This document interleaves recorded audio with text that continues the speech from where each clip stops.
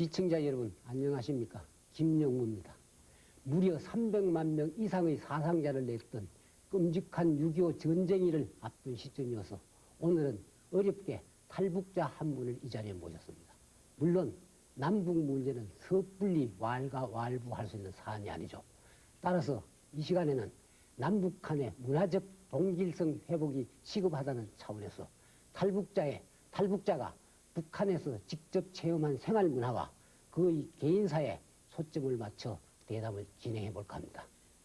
4년 전에 대한민국 품에 안긴 김성민 씨는 인민군 대위로서 시인으로도 활동하던 인물이었습니다. 반갑습니다. 안녕하십니까. 1962년생이면 지금 41살이 되나요? 네, 41살이라고 하는데요. 북한에서는 40살이라고 하고 있습니다. 공자님께서는 40살을 불혹의 나이라고 그랬는데 그 뜻이 무엇인지 알아요? 모르고 있습니다. 예. 그 말씀은 비로소 무엇에 홀려서 갈팡질팡할 나이가 넘었다는 말입니다. 거두절미하고 묻겠습니다. 예. 요즘은 주로 무슨 생각을 하고 계십니까? 예, 이제는 한국에 온 지도 한 4년이 됐으니까요. 나름대로 나도 뭔가 해야 되겠다 하고 생각하고 있는 시점인데 마침 또 이제 대학원을 이제 졸업하게 됩니다. 그래서 논문을 발표했고요. 그래서 이제 남은 것이 무엇일까라고 생각하니까 북에서 공부했던 그 시, 여기서도 더 공부해서 시인이 되고 싶습니다. 그런데 그 시인이 되는 절차가 너무 까다로워서요. 일단 그 절차 준비를 하고 있습니다. 그러니까 1997년에 북한을 탈출했고 1999년에 서울로 오셨는데 그 사이 2, 3년 동안은 중국 땅에서 방황 생활을 한 것으로 알고 있습니다. 중국에서 고생했던 이야기 조금만 들려주시죠. 예, 너무 고생한 게 좀 꽤 되는데요. 지금 생각해보면 어떤 사람들의 도움을 받지 못했더라. 이게 아마 저한테는 제일 가슴 아팠던 것 같습니다. 혼자 있을 때 외로웠던 생각, 그리고 혼자서 이제 여기저기 떠돌다가 이제 중국 공안에 잡혀서 북한으로 이제 강제 북송이라고 하죠. 그래서 끌려갔다가 죽기 아니면 살기다 하고 다시 달리는 유차에서 뛰어내렸던 생각, 그런 생각들을 해봅니다. 그런데 제가 여기 와서 이제 그 다른 친구들의 이야기를 듣다 보면 뭐 2번 잡혀갔다 온 친구들도 있고요, 3번 잡혀갔다 온 친구도 있고 하니까 저보다 훨씬 고생한 친구들이 더 많구나, 그런 생각을 해봅니다. 흔히 통가을이라고 부릅니다. 그간 김성민 씨는 여기저기서 똑같은 질문을 수도 없이 받았을 줄 압니다만 여기서 생략할 수가 없습니다. 인민군 대위로 북한군 212군 부대에 근무하시다가 탈북을 하셨는데 무슨 동기로 그렇게 사생을 결단할 수가 있었습니까? 여러 가지 이제 그 생각들이 있었는데요. 그래도 가장 이제 결정적인 동기로 되는 것은 여기 남한에 이제 삼촌 2분이 계십니다. 그리고 할머님도 여기 계시고요. 그러니까 46년 2월에 그때는 철책설이 막히기 전이었다고 했는데 할머님이 삼촌 2분을 데리고 이제 한국으로 오셨답니다. 저희 아버님 혼자 거기 떨어지셨는데, 그래서 저도 나름대로 그 통일하면 삼촌을 만날 수 있는 이런 쪽으로도 생각해 봤는데, 그러던 와중에 이제 한국에서부터 날아온 편지를 받게 됐습니다. 와서 보니까 뭐 사촌 매부도 보냈고 사촌 형도 보냈다는데, 그래 그것이 이제 알려지고, 그래서 정말 더 어떻게 있을 수 없는 상황이 돼서 그야말로 아무 생각도 없이 가야 된다, 도망치야 된다 하고 두만강을 넘었습니다. 그 212군 부대 주둔지가 어디였다고요? 예, 항해 북도 사리원시입니다. 그러면 사리원에서 탈북 경로가 대충 어떻게 됩니까? 예, 일단 사리원에서 그냥 부으러 가는 기차를 탔는데 그게 이제 여러 갈래가 됩니다. 이제 뭐 해주 해산행도 있고요. 뭐 이렇게 있는데 저는 해산행을 맞바로 타서 사리원에서부터 이제 해산까지 왔고요. 해산에서 두만강을 건너서 중국의 장백을 거쳐서 연길을 거쳐서 중국 전역을 거의 돌아다녔습니다. 편의상 1990년대 이후 북한을 탈출한 사람을 탈북자라 부르는데요. 크게 우리 지금 현재 대한민국에는 약 3,500명의 탈북자가 살고 있는 걸로 알고 있습니다. 크게 보았을 때 그 탈북하신 분들을 동기들 크게 분류했을 때 어떻게 분류할 수가 있겠습니까? 예, 대체로 이제 3가지로 이제 분류를 하는데요. 첫째는 아무래도 이념적인 그 경영을 가지고 탈출한 사람들이 되겠죠. 그런 면에서 볼 때 이제 뭐 한국에 사실 북한에서 거의 전 직업에 있던 직종에 있던 사람들이 거의 다 왔거든요. 이제 뭐 전 노동당 비서 황장혁 선생을 비롯해서 국가보안부 지도하는 사람들 등등 다 많은데 이런 사람 어떤 분들은 이제 이념적으로 이 체제가 안 되겠구나 싶어서 온 사람들이 있겠고요. 가장 많은 사람들은 이제 거의 7, 80%라는 통계가 나오는데요. 이제 식량 배급 때문에 식량 배급의 중단과 함께 배고파서 못 살겠다 하고 중국을 넘어온 사람들. 그리고 적은 부분이긴 하겠지만 그래도 전자고 있는 이제 그 북한에서 이제 사고를 치고 거기도 사람 사는 동네니까요. 그래서 온 친구들도 있습니다. 김성민 씨는 용케도 서울에서 결혼을 하셨는데 신부감은 어떻게 만날 수가 있었습니까? 제가 중국에서 가장 어렵게 생활하던 어떻게 보면 평생에서 살면서 가장 어려웠던 순간이라고 할 수 있는데 그때 도와줬던 조선족 여인을 아마 마음속에 오래 새겨뒀던 것 같습니다. 그래서 여기 와서 이제 그 결혼 추억을 밟아서 데려왔습니다. 예. 그럼 연변 네. 처녀. 네, 예. 그렇습니다. 북한 젊은이들의 연애 풍속도를 잠깐만 스케치풍으로 좀 설명해 주십시오. 네, 80년대 초반까지는 이제 중매 결혼이 압도적인 자리를 차지했고요. 그 후에는 연애 결혼입니다. 그런데 연애 결혼도 북한 청년들이 하는 거니까 부모들이 말리는 부모들이 있지만 그래도 주류를 이루고 지금 확실하게 나가고 있습니다. 김성민 씨는 평양에 있는 김형직 사범대학을 졸업하셨는데 그곳 대학생들의 국제적인 감각이 어느 정도이며 그들의 가장 공통되는 고민거리가 대체 무엇입니까? 북한 대학생들에게 국제적 감각, 거의 용이라고 해도 저는 틀리지 않는다고 보는데요. 그야말로 북한식 교육, 그러니까 외부의 사상이 들어오지 못하는 문화적 침투의 이런 반대 체제하에서 전혀 없다고 봐도 틀리지 않습니다. 그런데 1989년도에 남한의 이제 전대협에서 13차 세계 청년학생 주전 때 임수경 씨를 이제 보냈죠. 그때 북한 사람들은 처음으로 남선 처녀를 보면서 그 임수경 씨가 입고 있던 옷을 보면서 저런 옷도 입는구나 대학생들이. 그래서 티셔츠 바람도 불었고요. 그때 바로 또 이제 그 외국 청년 대표들이 오면서 1차적으로 이제 옷에 대한 감각을 이제 튀었다고 했죠. 해야 되겠죠. 그래서 옷차림에서 약간은 변화. 이것이 북한 대학생들 변화라면 변화라고 하겠고요. 그리고 그 북한에서 매해 4월마다 이제 4월에 봄 친선 예술 축전을 합니다. 그때 외국 공연들이 오는데 92년대는 미국의 록그룹도 들어왔던 적이 있습니다. 그래서 그때 비로소 이제 음악도 이런 음악도 세상에 있구나 하는 걸 배우는 정도라고 말씀드리고 싶습니다.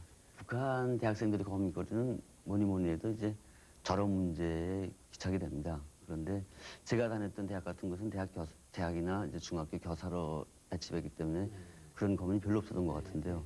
다른 대학들에서는 이제 그 졸업해서 어디로 갈 것인가 이것이 가장 큰 고민거리가 아닌가 싶습니다. 서울에 와서 두루 많은 문화적 충격을 받았을 줄 압니다. 짐작컨대 우리 사회는 너무 야하고 속된 구석이 많습니다.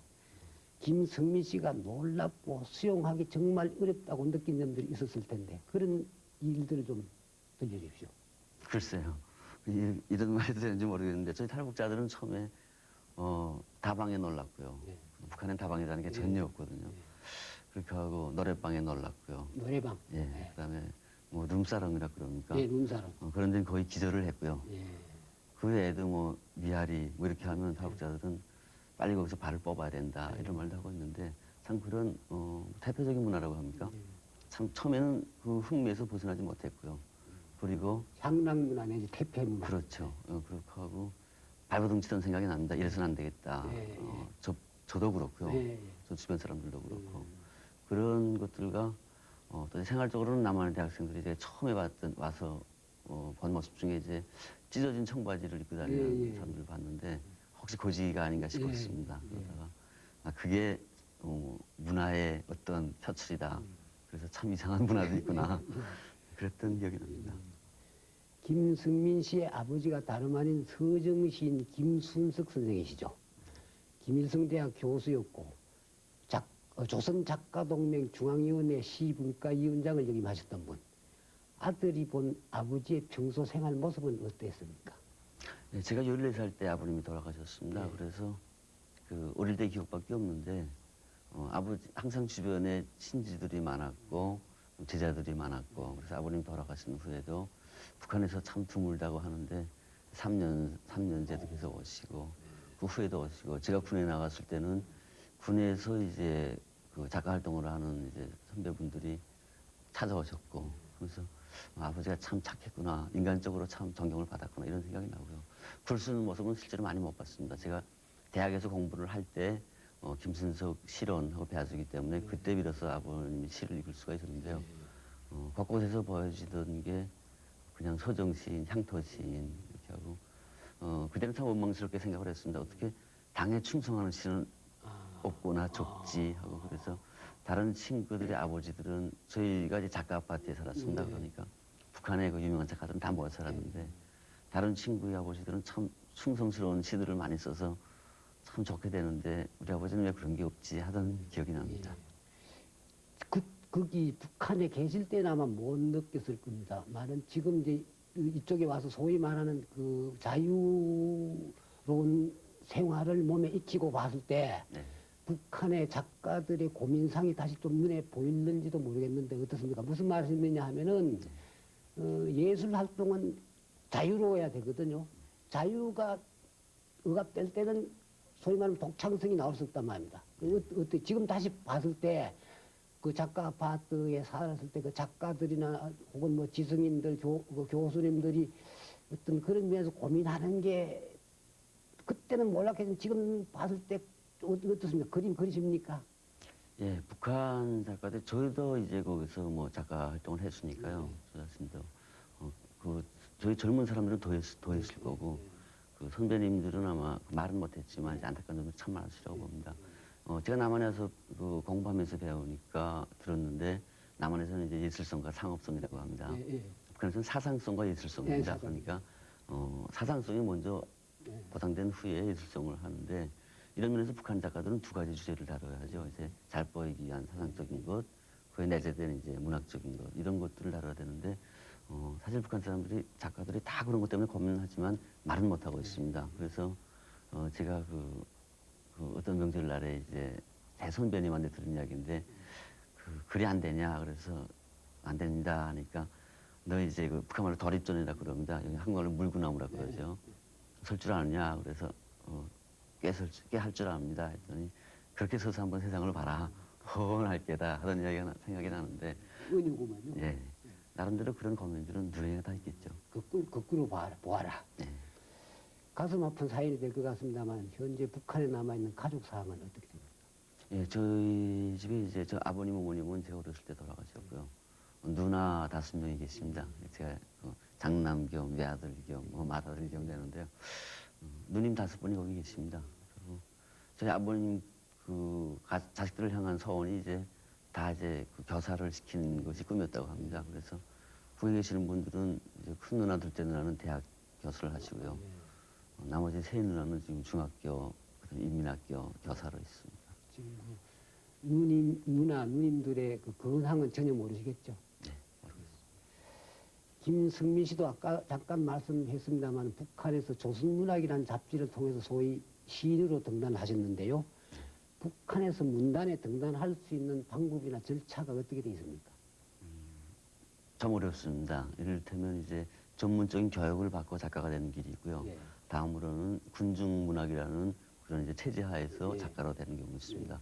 전문 작가는 이제 제가 다녔던 것 같은 김영지 사범대학 작가 양성반을 졸업하면 되는데 학교에 들어가는 게 이제 쉽지 않습니다. 각 도 창작실에서 추천해서 그다음에 자기가 추천받은 곳으로 다시 가서 현역 작가 생활을 하고 있습니다.